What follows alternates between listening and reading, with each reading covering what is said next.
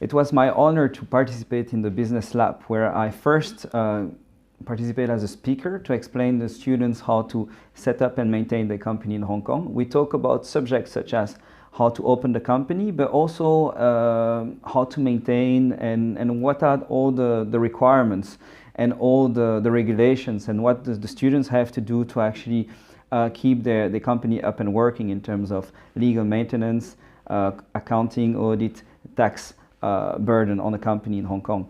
The other thing we discuss also is more practical topics, such as how to open a bank account in Hong Kong, or if you can't get a bank account, what are the different fintech possibilities out there. During this talk, we also mentioned the key advantages of setting up your business in Hong Kong, such as the ease of doing the business here, the easy administration, everything is simplified to a level that is gorgeous. It's just easy to set up and maintain and run your business in Hong Kong and just focus on what you really care as a business person, meaning your business. The second thing also about Hong Kong is this accessibility of China. I mean, China is just next door, either for your sourcing, your trading, or whether you want to access the China market. Hong Kong is the right place to start. We see now over the last few months, actually starting in 2017, more and more cross-border with China, where companies decide to set up in Hong Kong first to actually target the China market. So this is one of the key advantages as well.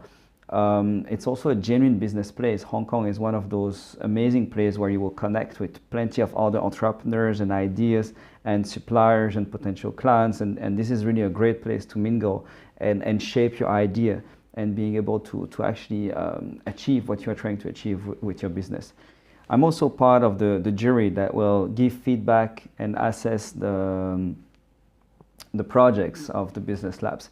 And one thing I really enjoy about this business lab is I like the fact that Pedro Eloy, the organizer of the labs and main teacher, is actually putting into the overall syllabus and curriculum the idea of including SDGs, so the Sustainable Development Goal of the United Nations, in the program, and showing the students really how they can contribute to these SDGs with their business, not with a non-for-profit, but really with their business and roll through CSR within the company.